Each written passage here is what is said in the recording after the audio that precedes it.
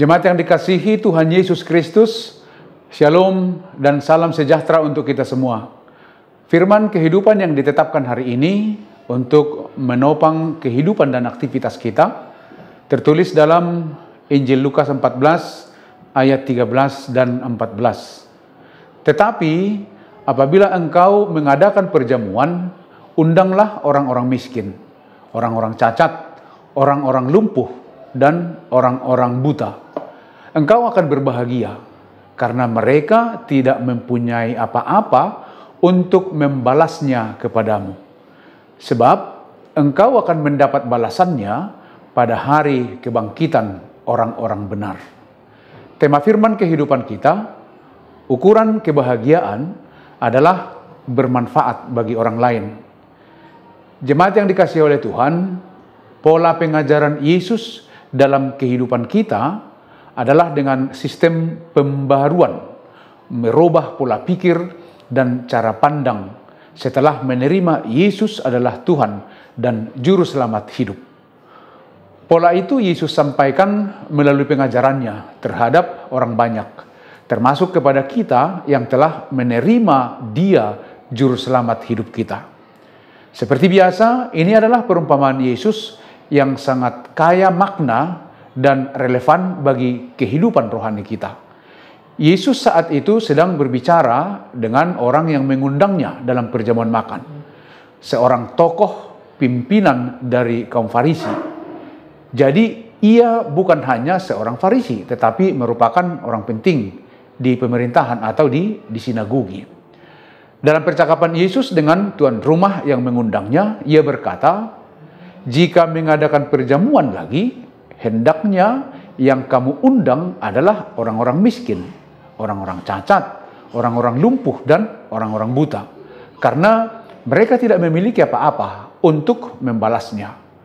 Dengan begitulah kamu berbahagia."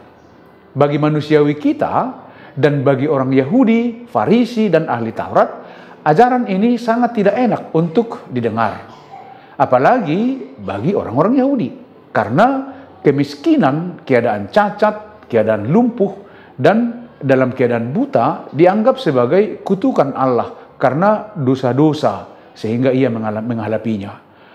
Makan bersama dengan orang-orang seperti itu juga dapat menyebabkan kenajisan secara ritual sehingga harus dihindari. Namun dalam firman kehidupan kita, Yesus memberikan pencerahan bagi kita bahwa orang-orang yang kita anggap hina dan najis itu justru bernilai dan disayangi oleh Tuhan Allah kita.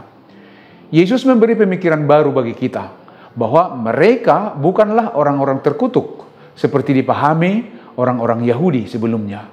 Karena itu, kita harus menunjukkan keramahan, kebaikan, dan belas kasih kepada mereka yang selama ini menurut kita harus dijauhi karena mereka miskin, cacat, lumpuh, dan buta. Dan Yesus menyebut itulah kebahagiaan.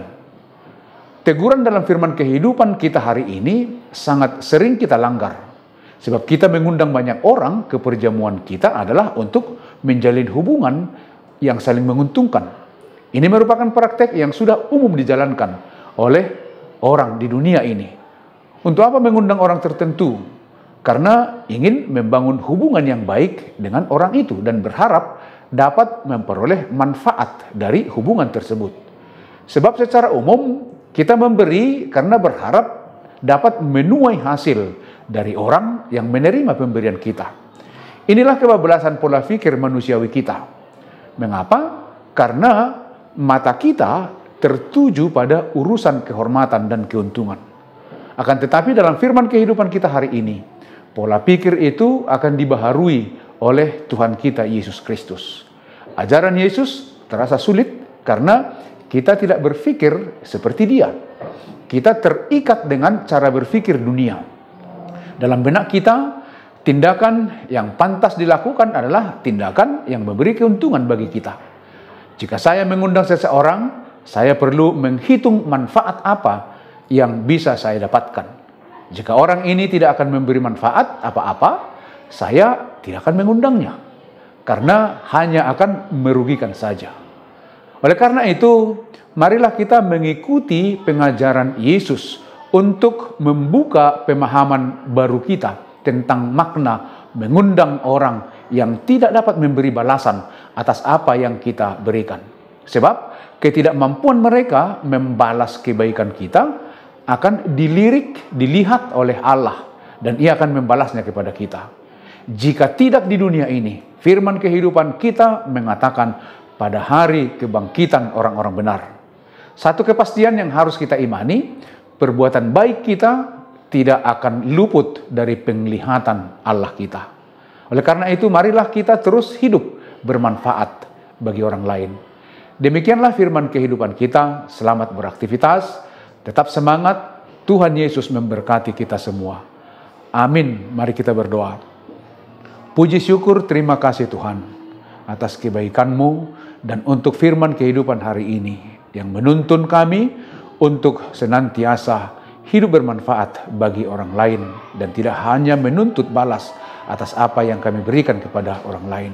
Karena kami percaya Engkau melihatnya dan Engkau adalah Allah yang maha baik yang akan membalasnya dalam kehidupan kami. Terima kasih Tuhan, mampukan kami menjadi anak-anak Tuhan yang bermanfaat di sekeliling kami.